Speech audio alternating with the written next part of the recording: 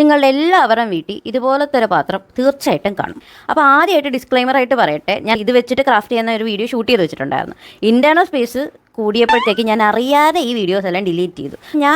അപ്പോൾ അതിനകത്ത് എന്താ പറഞ്ഞെന്നുള്ളത് ഞാൻ കാണിച്ചു തരാം. അപ്പോൾ ഈ പാത്രത്തിനകത്ത് ഇത്ര ഏരിയ ഉണ്ടല്ലോ, ഇത്ര ഏരിയ, പിന്നെ ഈ ഏരിയനെ ഇങ്ങനെ കട്ട് ചെയ്യുക, പിന്നെ ഇങ്ങനെ കണക്ട് ചെയ്യുക, ഇങ്ങനെ കണക്ട് ചെയ്യുക, ഇങ്ങനെ കണക്ട് ചെയ്യുക. ഈ ഒരു ഭാഗം ഈ കാണിച്ചിരിക്കുന്ന ഫുൾ ഏരിയ കട്ട് ചെയ്ത് കളയണം. വെറുതെ ഈ പാത്രം വേസ്റ്റ് ആക്കണ്ടെന്ന് ഓർത്തിട്ടാണ്. നമുക്കൊരു കാർഡ്ബോർഡ് ഷീറ്റ് വേണം, പിന്നിലാക്കി വെച്ചിട്ട് ഇതിങ്ങനെ ട്രേസ് ചെയ്തെടുക്കുക. ട്രെയിൻ ഏകദേശം ഇവിടം തൊട്ട് വരയുടെ ഏകദേശം ഇവിടെ ഇങ്ങനെ കണക്ട് ചെയ്ത് ഇവിടം വരെ കൊണ്ടുവരാം.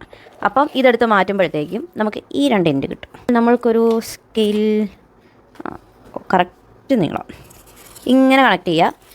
ഇത്രയും ഭാഗം കട്ട് ചെയ്യുക. ഇത് തിരിച്ച് വെക്കണം. തിരിച്ച് വെച്ചിട്ട് ഏകദേശം ഇത് ഇങ്ങനെ ഫിറ്റ് ചെയ്ത് കൊടുക്കുക. അറിഞ്ഞതെല്ലാം ഫോളോ ചെയ്ത് കഴിഞ്ഞാൽ നമുക്ക് ഔട്ട്കം ആയിട്ട് ഇങ്ങനെ കിട്ടുന്നത്. പിന്നെ ഞാൻ കുറച്ച് ഐസ്ക്രീം സ്റ്റിക്കുകൾ ഫ്രണ്ടിലൊട്ടിച്ച് കൊടുക്കുന്നുണ്ട്. ഫ്രണ്ടിലൊട്ടിച്ച് കൊടുത്തതിൻ്റെ എക്സസ് ആയിട്ട് വന്നത് ഞാൻ കറക്റ്റ് കർവ് ഷേപ്പിൽ ഇങ്ങനെ കട്ട് ചെയ്തെടുക്കുന്നുണ്ട്. അവിടെ മാത്രം പോരാ, സൈഡിലും കൂടെ ഐസ്ക്രീം സ്റ്റിക്ക് ഒട്ടിച്ച് കൊടുക്കുന്നുണ്ട്.